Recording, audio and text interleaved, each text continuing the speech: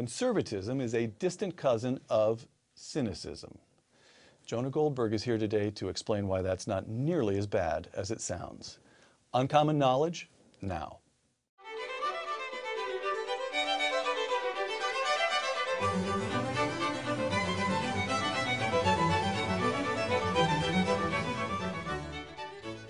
Welcome to Uncommon Knowledge. I'm Peter Robinson.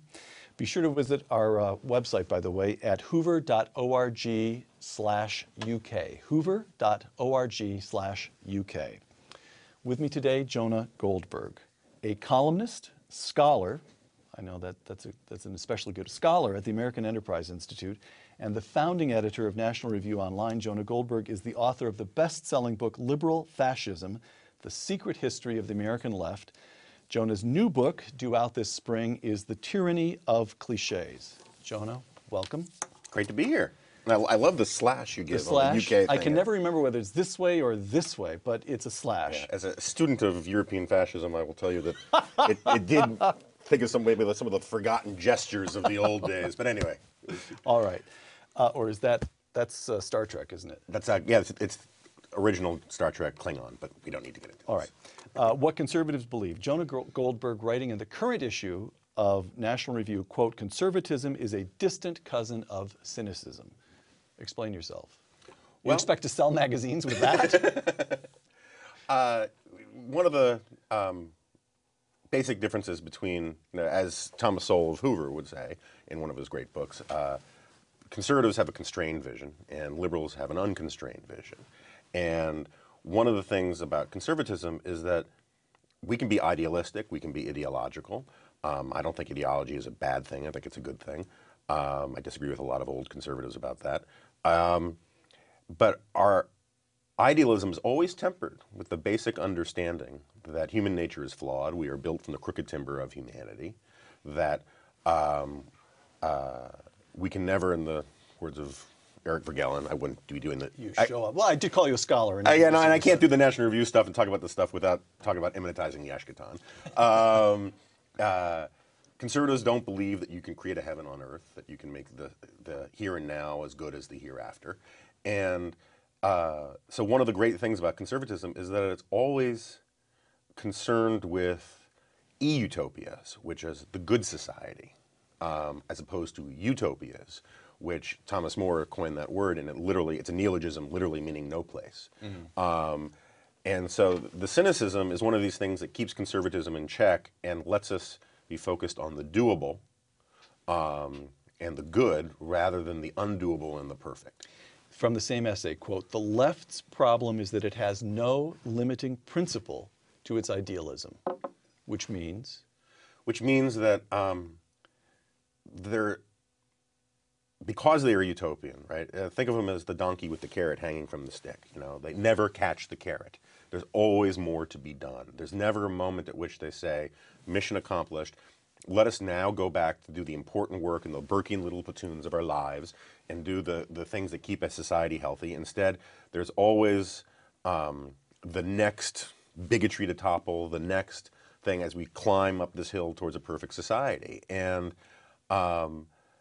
so, you can never say with, and this represents itself in more pragmatic and earthly ways too. Bill Vogeley's great book on this, called Never Enough. There's no limiting, he argues that there's no limiting principle to what they think government can and should do. I'm one of these guys who actually argues that it's liberalism that is far more dogmatic than conservatism, and that the only, the fundamental dogma that defines liberalism is that government should do good where it can, when it can, whenever it can. And they leave it to the experts on their own side to decide good on a case-by-case basis, what's good for the cause, good for the movement, good for make them sleep well at night. But there's never a sense of the cause ever ending. So there was a famous moment in the early Cold War that Robert Conquest writes about when somebody, it may have been some American, said to a big-time Soviet, I think it was Litvinov, can't remember, but the question was, from the American to the Soviet, if we met all your demands, what would happen next? And the reply was, you would get our next set of demands.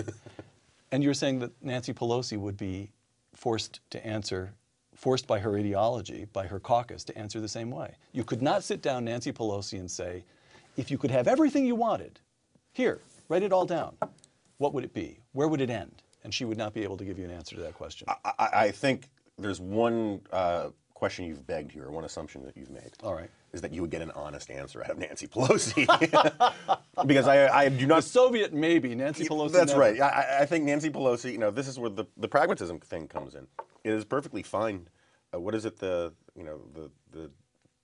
under Islam, there's this theory of you can have a truce for a little while you get ready to have a war again.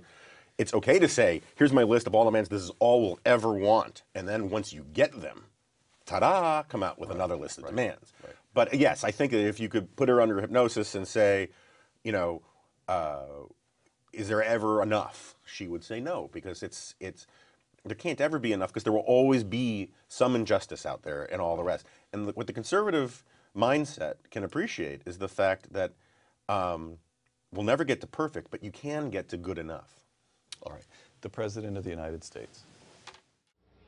What's required is a new declaration of independence, not just in our nation, but in our own lives, in our own hearts, from ideology and small thinking, from prejudice and bigotry, from selfishness and narrow interests, an appeal not to our easy instincts, but to our better angels. And your attitude is, oh, go ahead, appeal to the easy instincts. No, I have no problem. I have no problem. If you want to go against prejudice and bigotry and small-mindedness, Be my guest. that's fine. Let's go after sleepy, grumpy, and dopey next. I mean, these are sort of silly abstractions to declare war on. What I find offensive there is Obama's insertion of ideology in that list. Independence from ideology. Right. Because what they're always talking about when liberals talk about how they're talking about ideology or labels or any of these kinds of things, is they're always talking about your ideology, right? They're always talking about your inconvenient labels.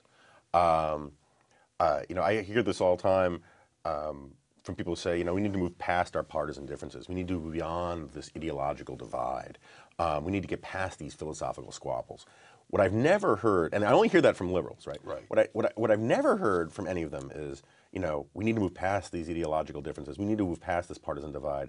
And so therefore, in the name of getting stuff done in Washington, I'm going to abandon all of my principles and agree with you. They only ever say that stuff when they want you to shut up and get with their program. But Jonah, the last question in this segment. Russell Kirk, one of the great historians of the 20th century and a major, sort of a founding figure in the conservative movement of the 20th century, quote, conservatism is the negation of ideology, which sounds very similar to what Barack Obama was trying to say. Yes, independence from ideology. Yeah. Do you think they're both wrong? I do. I think Russell Kirk actually is quoting another fellow, H. Stuart Hughes, when he said that, but he sort of said it so much it became his line after a while. I have quite a few lines like that myself. The problem is if you go back and you look, and I agree with all the things that the conservatives who said they were against ideology, I agree with them with what they were against, right? Because basically the history of conservatism since Burke is the war against Jacobinism. Right. There's this virus that was spilled in Robespierre's lab, you know, 200 plus years ago, and it escaped and it infected the minds of men and set their minds afire and aflame and all of the rest. And if that's what you mean by ideology, I'm against ideology. But that's not what I mean by ideology. What I mean by ideology is simply a checklist. It's a checklist of your principles. It is a way to put things in context.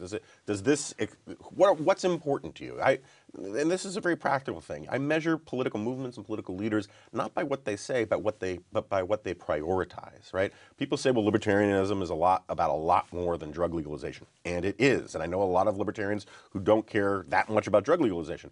But as a political movement, That's always number one on the it's list. always what gets people to show up. It puts butts in the seats. And similarly, so my idea of ideology is that it's merely an orientation to say, does this expand freedom? Does it protect individual liberty? You know, it's how you can sort of take in new facts and think about them and try to figure out what's important to you. It doesn't mean you ignore reality. It just means if you don't have some sort of filtering mechanism, it's just what William James called a bloomin' buzzin' confusion. Segment 2, Church and State. 2 quotations. December 2007, last presidential cycle, Mitt Romney. Quote, let me assure you that no authorities of my church or any other church for that matter will ever exert influence on presidential decisions, close quote. June 2011, this presidential cycle, Rick Santorum, quote, the understanding of the world that my Catholicism gives me, the world as it should be, an understanding of human nature and the ordering of our common affairs, that is important to me as a public official. Being religious and my being consciously Catholic is something to be proud of, close quote. Romney, here's my religion, here's me as a candidate. Santorum, you can't separate the two. Which do you find more persuasive? The latter. I mean, I think you look. I mean, if Romney is taking orders from the bishops of the Mormon Church, that's bad. If Santorum is taking orders from the Catholic Church, that's bad. But beyond the sort of physical manipulation, I mean, beyond the sort of direct exertion of authority over somebody, where basically someone is being manipulated, the idea that somehow you can keep someone's religious faith out of their actions just strikes me as utterly implausible. You can't say, if someone was an orphan and then grew up to run for president, you'd say, well, my childhood experience was really important to me. Well, if someone was raised in a certain church and takes their faith seriously, that's going to be important to them too. And why you can't factor that in as a voter or anything else and say, hey, look, this guy is pro-life because he's Catholic, and and the motives don't matter. It's the positions that matter. Okay, so that's a weak form of an argument. That is to say, people are shaped by their religion. We ought to have an honest discussion about it. So so the next step, the stronger form of the argument would be, and that is a good thing. Do you say that? Yeah. No, I mean, I don't know how you can avoid that. I mean, look, well, you could say, well, one way or Santorum, we have to talk about Santorum's Catholicism. I would rather not to. It's distasteful. I wish it weren't the case, but we have to talk about it. That's one way of putting it. The other way of putting it is, look, this guy's, he'll tell you exactly how the teachings of his church inform his political views. That's wonderful. Well, let's put it this way. Candidates have an obligation to explain what they're going to do. Right. And if a candidate is going to explain what they're going to do, invariably what's going to creep in there is, why does he want to do it? Right. And if he says that the reason why I want to build public schools is because I'm a Catholic, that's fine by me, if it's smart to build the public schools, Right. Okay. And that's all it is. Getting obsessed about the motives about all this stuff, I find pointless to a certain extent. I mean, I am for a strong national defense, even if the president is an atheist or if he's a Satanist. The positions on the policies don't really matter. It's helpful to know where these guys are coming from, and I think there's no reason why they can't say that's where they're coming from. Newt Gingrich. And finally, many of you may have noticed that the Obama administration has declared war on the Catholic Church and other religious institutions. I want you to know that on the very first day, I will sign an executive order repealing every anti-religious act of the Obama administration as of that moment. War on the Catholic Church and other religious institutions. Fair statement?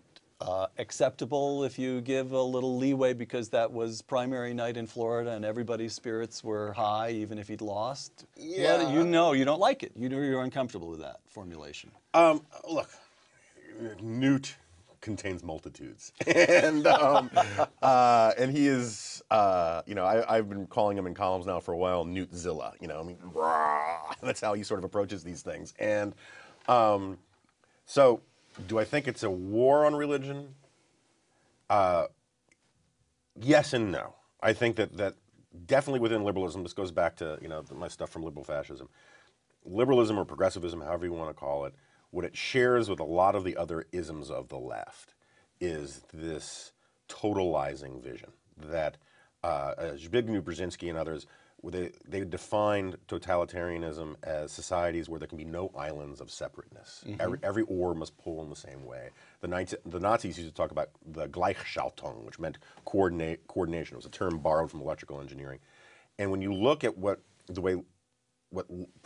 how progressives want religion to be treated in America, right? If you take the intellectuals who are honest and serious about this, they want to get rid of the tax breaks, or tax-exempt status for religious institutions. They, we just saw recently with Obama saying that the Catholic institutions have to allow for coverage of birth control and all that kind of stuff. They don't recognize that religion is an island of separateness from the progressive cause, and so in that sense they are at war. I mean, the important thing to remember in the culture war, the thing that the left never wants to acknowledge, and it seems to me incandescently true, is that they are the aggressors. Now, sometimes they've been on the right side, and they were at the forefront of the civil rights movement. Conservatives were wrong or too slow in joining in on that for a while. One can say that they were right on the big picture about feminism, while at the same time they've gone too far, and we can have all those conversations that we've had a million times. So I'm not saying necessarily that simply because they're the aggressor in the culture war, they're always wrong. But they are always the aggressor, and they brag about it. They say they're the forces of progress. They're the ones who want to extend their vision to every nook and cranny of society. And what drives them batty is resistance.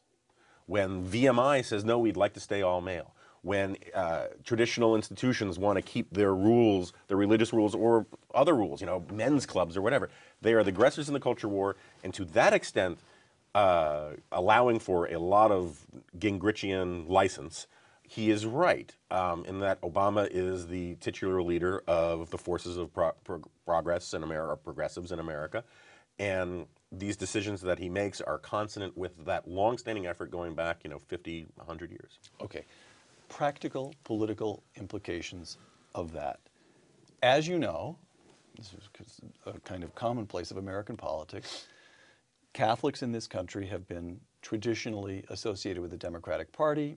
Reagan changes that pattern, and it snaps right back under the Bushes that Catholics tend to vote Democratic more than Republican. Now listen to this, which is just a week or so old. His Excellency David Zubik, Bishop of Pittsburgh, writes the following in the Diocesan Newsletter, Pittsburgh, quote, "It comes like a slap in the face. The Obama administration has just told the Catholics of the United States, to hell with you. There is no other way to put it." Close quote. Are we going to get some shifting of the allegiances here? Well, that depends a lot on Catholic leaders, right, who have to be willing to actually put their money, as it were, where their mouths are. I mean, the better sign in some ways of how contrary-wise or cattywampus Obama is with Catholics was that E.J. Dionne wrote a column for the Washington Post. Even E.J. With his dress over his head about how Obama had abandoned Catholics on this and betrayed progressive Catholics. And if you've lost E.J. Dionne, who do you still have? Even the bishops have to start thinking twice. Okay, so let me ask you this. This is before this whole issue broke. Last summer, Gallup found that whereas 52% of Democrats seldom or never attend religious services, 62% of Republicans attend church or synagogue at least once a month. Mm-hmm. So it looks as though you're getting a sorting out into the party of God and the party of unbelief. Mm-hmm. Is that healthy for the country? Probably not. But who are you going to blame? I think it's not healthy.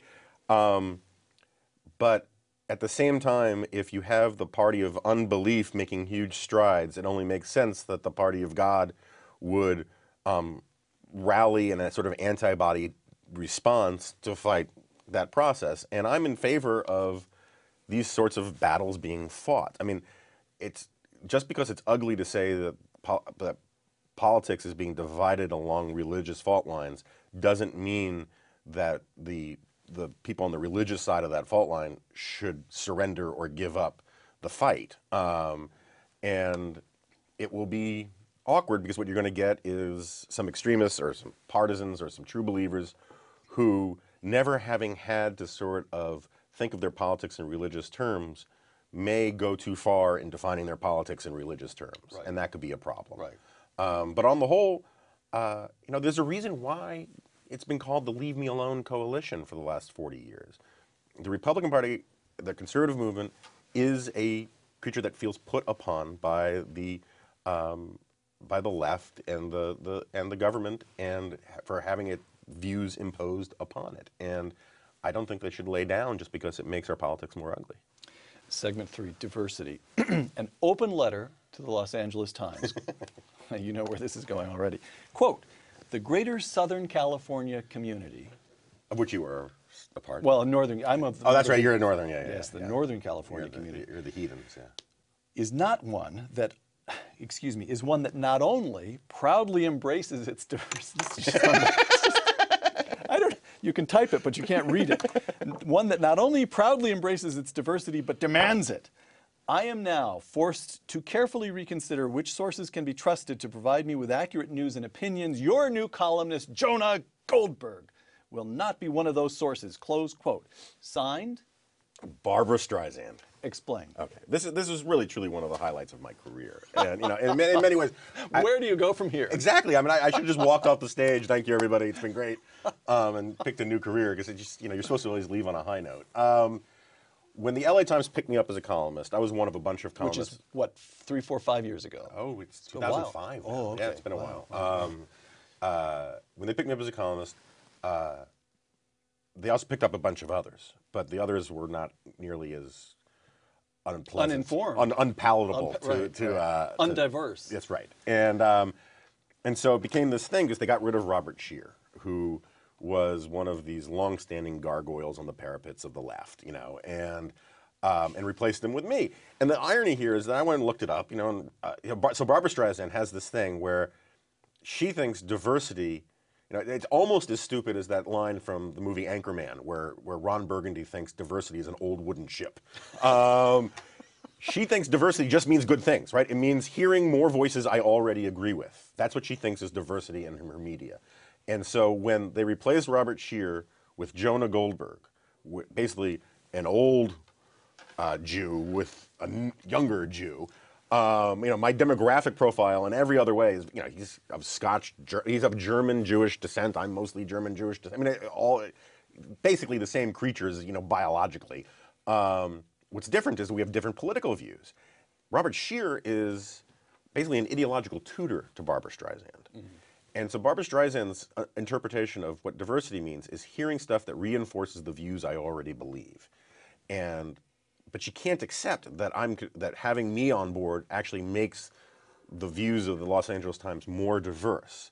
And I've always found it as this great sort of example of how the left continually uses a lot of these words, like social justice, diversity, to just mean good things. And the irony is that the policies that they enforce or they pursue basically are the antithesis of diversity. The great stronghold of diversity, the modern university. Lee Bollinger, president of Columbia, quote, diversity is not merely a desirable addition to a well-rounded education. It is as essential as the study of the Middle Ages, of international politics, and of Shakespeare.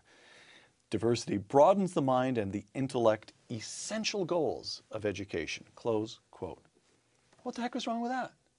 Well, I mean, other than the fact that it's incredibly stupid, there's nothing wrong with it, right? I mean, look, I'm in favor of diversity, depending on how you mean diversity, right? I mean, obviously, we don't really when people say diversity makes things stronger. Sometimes they're right? A mixed portfolio is a stronger portfolio than one that is invested entirely in pets.com, right? A gene pool that is diverse is healthier and more capable of resisting disease than one that has been inbred over a long time.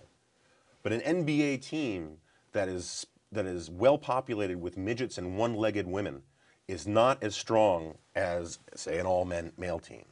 And my problem with the way Bollinger frames this is what they're really doing is they're saying that diversity is a key educational tool so that they can make racial quotas and affirmative action, all that kind of stuff, permanent. Right. Because once you say it's as essential as Shakespeare, well, you're never going to get rid of Shakespeare, so why never? Yeah, that's right. But for the purposes of his propaganda, right? You're never going to get rid of math. You're never going to get rid of Shakespeare. You're never going to get rid of diversity.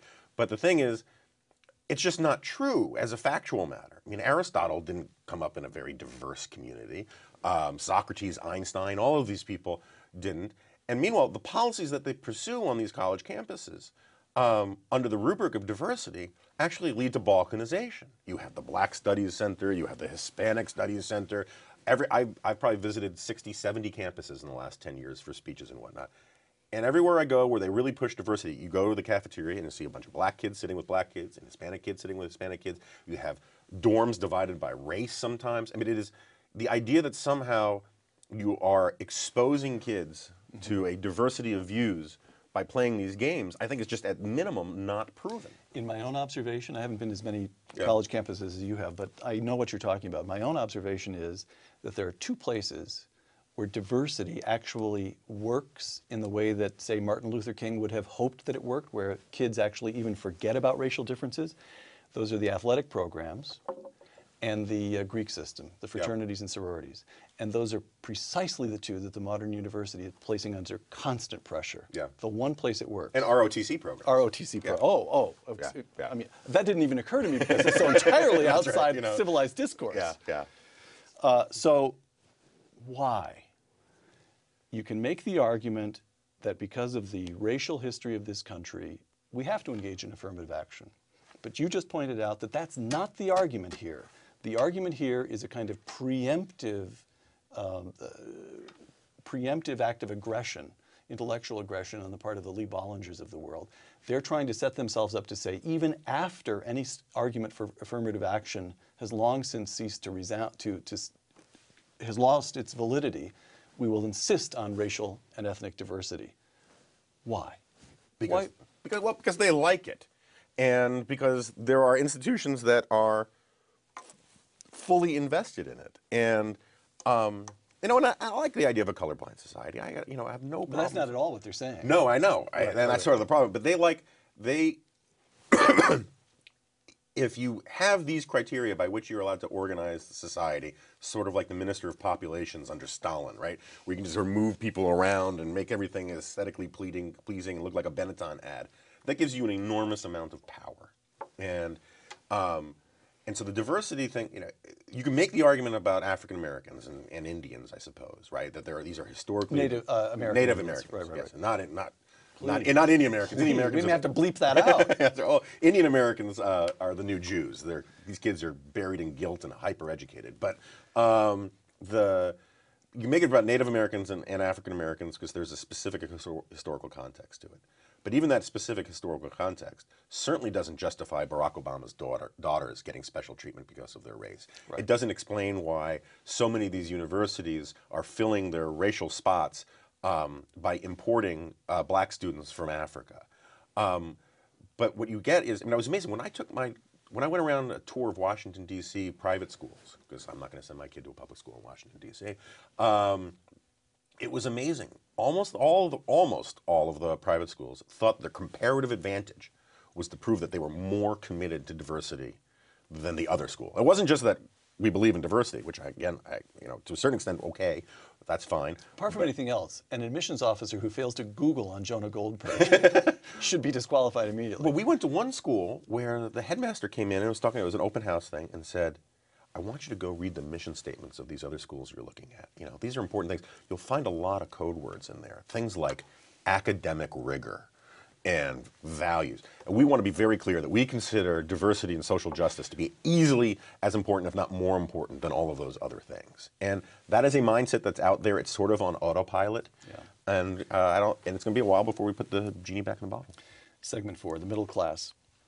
Have you read Charles Murray's book yet, Coming Apart? I've leafed through a bunch of it. Okay. So Murray's argument, as I understand, I haven't read the book yet. Yeah. I will. The top 20% of Americans, those who send their kids to private schools in Washington, continue to exhibit the virtues of hard work, religious belief, and traditional marriage, but the bottom 30% have over the last few decades ceased to do so. I now quote our friend David Brooks in his review of the book, Coming Apart in the New York Times, quote, the word class doesn't even capture the divide that Charles Murray describes. You might say the country has bifurcated into different social tribes. Close quote. Is the middle class gone? No, I don't think it's gone. But I mean, what Charles documents, from what I can tell very well, is that basically the whole society was going to hell in a handbasket, right? And it was going into a nosedive, basically through the 60s into the 70s. And meaning the top 20% and the bottom 30% and everybody in between was shedding the traditional values That's of right. hard work and marriage and religious. Everybody was throwing it over the They were side. bailing out their social capital off of both sides of the ship. Right. And as they were going into this nosedive, not to mix the metaphor too much, the top quintile, whatever you want to put it, realized what a disaster this was and pulled up. Some people wised up. Yeah. In time. And too many other people kept going down. And one of the reasons why, I mean, I don't know if this is Charles' argument, but I think he would agree with this. One of the reasons why is simply that the wealthier you are, the more you can afford to learn from your mistakes. And, this is one of the things that always, drives me crazy about Madonna. Madonna is one of these characters from my youth. In the 1980s, she was this huge symbol, pop icon beyond belief, the Elvis of the 1980s in some ways. And she glorified, she represented what I would call slattern chic, right? This idea that you can just, if it feels good, do it, and all this kind of stuff. And of course, she learned from her mistakes, and then she became this family woman and this super mom, according to People magazine and all those kinds of magazines.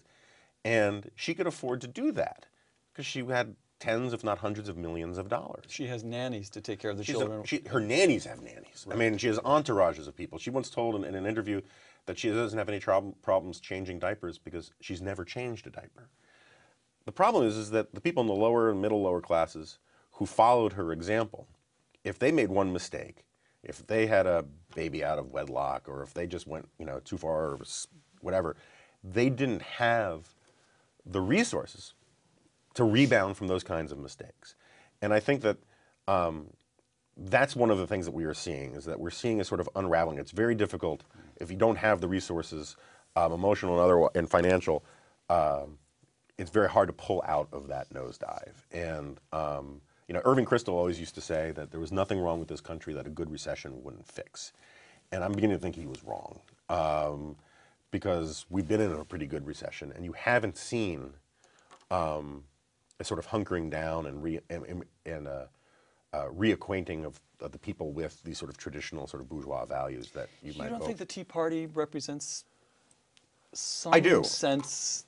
Go ahead. I do. I think the Tea Party is a very healthy thing. I mean, I've been saying for a long time now that the Tea Parties are essentially sort of a stem cell therapy response. Extremely healthy. Particularly they helped the Republican Party regrow a spine, and that was a very good thing.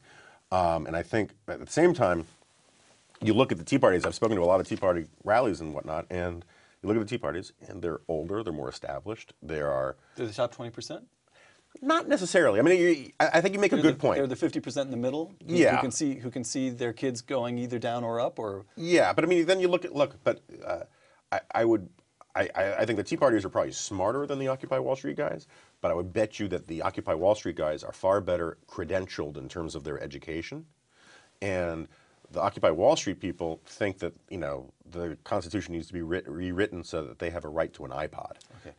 2 clips. You tell me which of these 2 has a better feeling for what's actually happening in the middle class in America and for what needs to be done. Okay. This is the defining issue of our time. This is a make or break moment for the middle class and for all those who are fighting to get into the middle class. By the way, I'm in this race because I care about Americans. I'm not concerned about the very poor. We have a safety net there. If it needs a repair, I'll fix it. I'm not concerned about the very rich. They're doing just fine. I'm concerned about the very heart of America, the 95% of Americans who right now are struggling, and I'll continue to take that message across the nation. Well, obviously, look, I'm a conservative, and therefore I'm more in favor of the Republican Party than the Democratic Party. Which is not to say that I define myself as a Republican. I define myself as a conservative.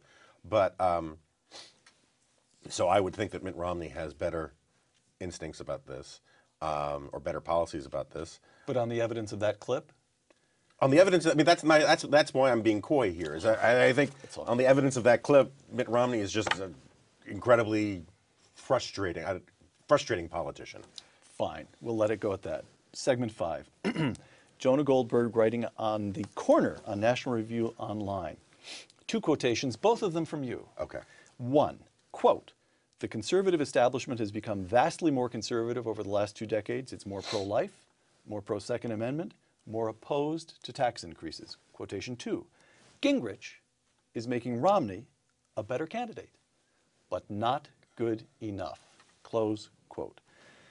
Conservatives becoming more conservative, and yet it looks as though the Republican Party, conservative party based in the South and mountain states, is about to nominate a Northeastern moderate. How can this be? Well, who among us can contain their enthusiasm? It is a source of great frustration. I'm not so much anti-Romney as I'm sort of anti-pro-Romney. I get that. Yeah, actually. I get that actually. It's the people who want to tell me that he is everything that we need and that he is this new Reagan and he's this full spectrum conservative and all this kind of stuff. I don't buy any of that. And that's, in some ways, that's okay, right? I mean, I, in some ways, would like to move to a more transactional relationship with the White House. One of my great frustrations under George W. Bush was this way of everyone on the, so many people on the right defended him because of his culture war frequencies. That because he was a Texan and he spoke the language of the... He had all the right enemies. Right. He had all the right enemies, therefore it was our duty to stick up for him. That's right. And I think a lot of conservatives overlooked a lot of battles that they otherwise would have had because his enemies were so terrible and it was a war and all the rest. And this has been my theory for a very long time, is that the Tea Parties in many ways represent a delayed backlash against Bush and a delayed backlash against being forced to vote for John McCain.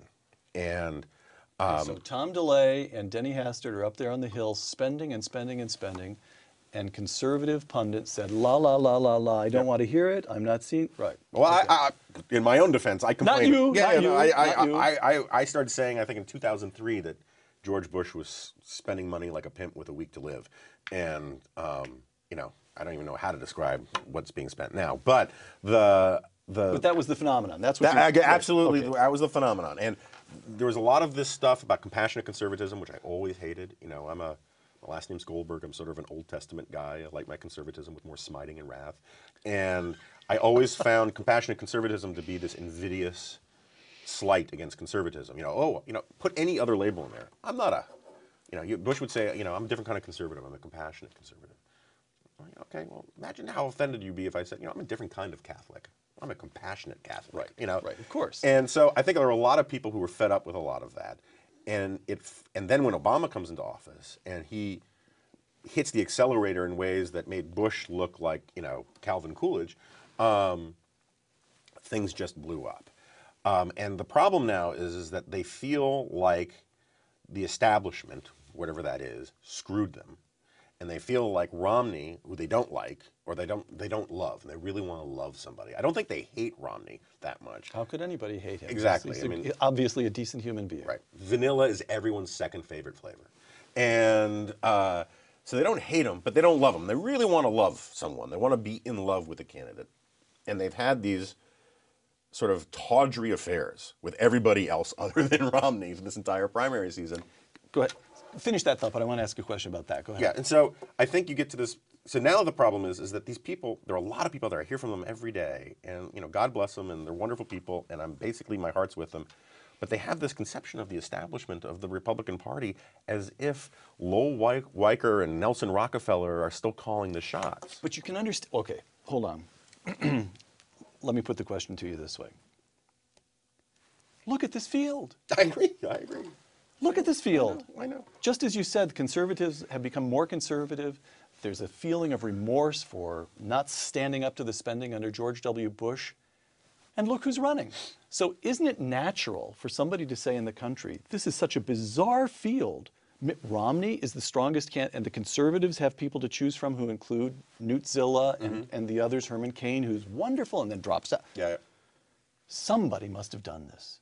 This is such a bizarre result that somebody, somewhere, must be pulling strings to make this happen to us. You can understand the impulse, don't you think? I can understand the impulse, but that's a terrible impulse.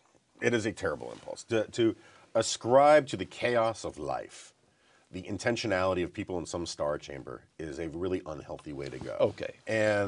But at the same time, I completely understand the frustration, especially when you see this great bench that the Republican Party has, where they're all sitting there, you know. So let me ask you then, you can go candidate who might have been by candidate who might have been.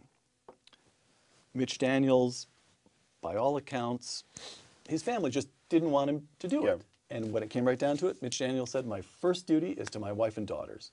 And who can gainsay that? And on you can get, well, so is it simply that it just happened to tumble out this way?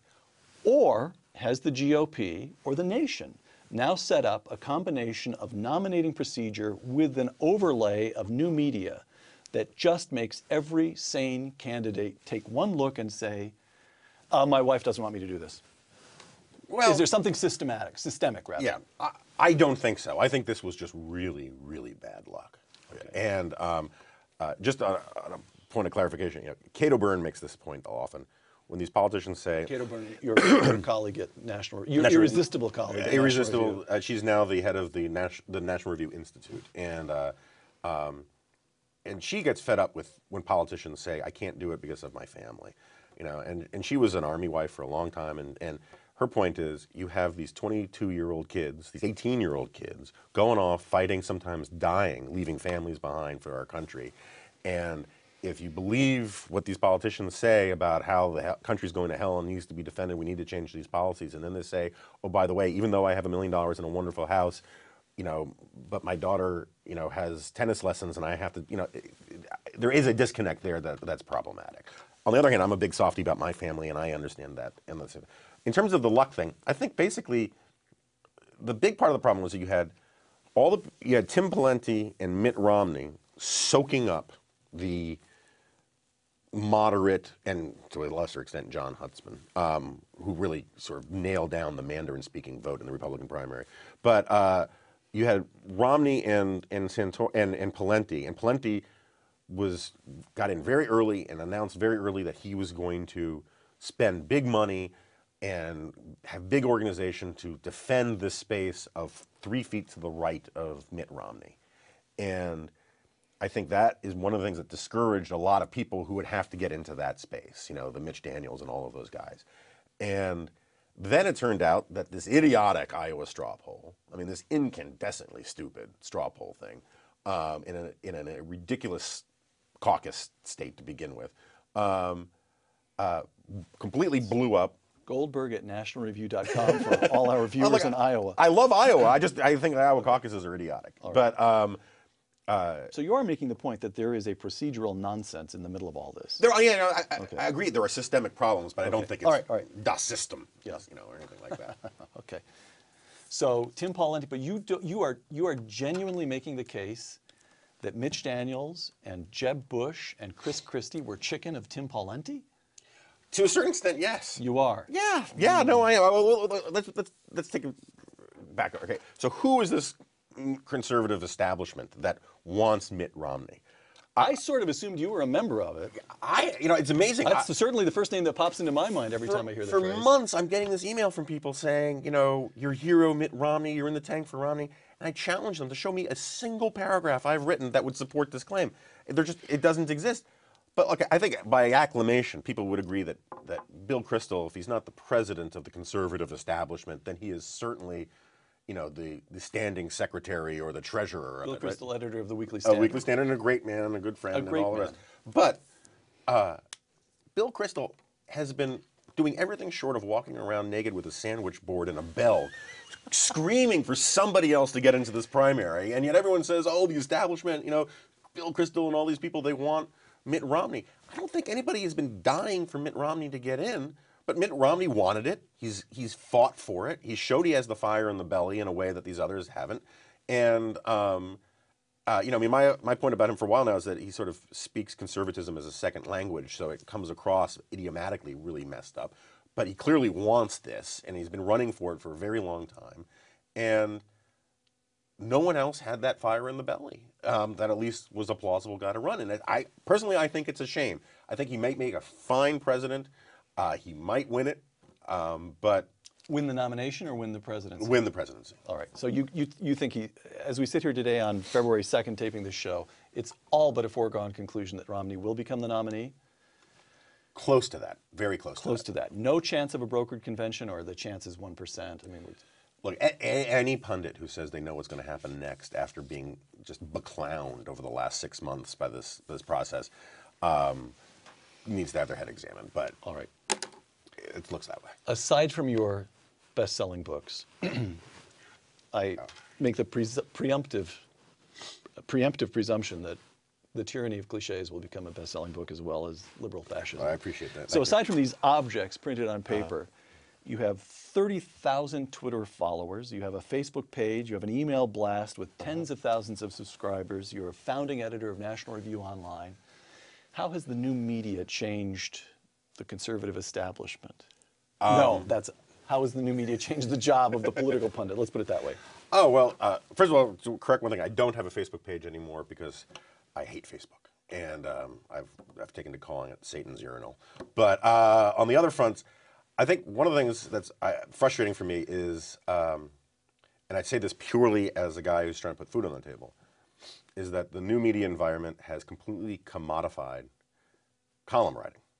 Yeah. And you know, people forget that, you know, people think the internet killed newspapers. Well, the internet basically just finished them off. Newspapers have been dying for about 60 years, and the process has accelerated and accelerated. And so, just as a business proposition, regardless of any grander analysis, it's just very bad for this business. There's never going to be again a Walter Lippmann, a William Safire, a George Will, a Charles Krauthammer, a columnist who sort of owns some real estate and changes opinions and all the rest. And that, I think, is probably healthy for society, but bad for business. But it sucks for me. And so these are sort of problems. But I think in the general, one of the things it's done is it's made the conservative establishment, which again, a term I find ludicrous. I mean, to me, the conservative establishment is basically defined by the people who compromised, who accepted their disappointment too early with the Republican field. But it has made the conservative movement vastly more democratic, vastly more transparent. It enabled the Tea Party to come into being. It enabled the Tea Party to come into being. It changed the personality, at least the public face, of National Review, which has been this flagship of the conservative movement for a very long time. You know, I mean, the magazine still hews to a certain tradition, the print magazine, but National Review Online is read by more people than the subscribers to all the political opinion magazines combined. Right. And it has been for a very long time. And I think that's all to the good. I mean, I think in many ways what's happening is, you know, you had basically this strange parentheses from basically the beginning of the New Deal until about 1982, let's say, or 1989, of the American people being willing to sort of be spoon-fed their information from these elite big institutions in the media. You know, the big three news networks, the New York Times, the Washington Post, the LA Times. That's going away, and that's good, right? The American people, because of the New Deal, because of World War II, and because of the timing of the arrival of live television, were used to sort of essentially, for want of a better word, falling in line and taking orders from their media elites. We are now going back to what was the norm in America, and is still the norm in Europe, of a more partisan press, where Tocqueville's America. Tocqueville's America, right? And Tocqueville talks about this at great length. He says, you know, the key to America is association, and the key to associations are newspapers. Right. And so it's, whether it's the Daily Kos, or Red State, or National Review Online, or the Huffington Post, these are serving the same function that newspapers served in the 19th century, of forming communities where people can get together, get the information that they want to get. And it has the advantage of a certain fundamental honesty. Yeah. People who write for the Huffington Post don't have to pretend that they're being impartial. Nobody would suspect them. Right.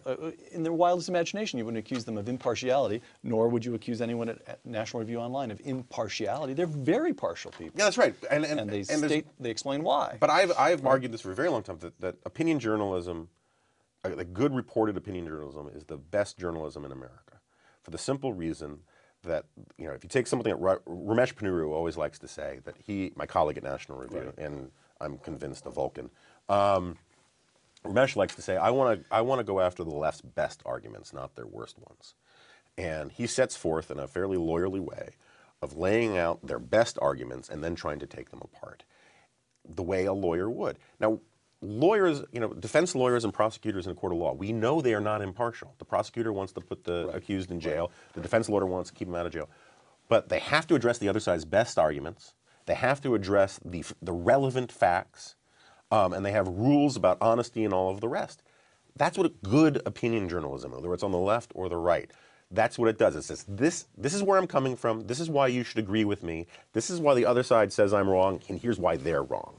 And that I find so much more pleasurable to read, whether it's coming from the left or the right. I mean, a really good piece in the New Yorker making a case for something, so much better to read than some allegedly objective garbage that you might find in, you know, in a 10-part series in the New York Times.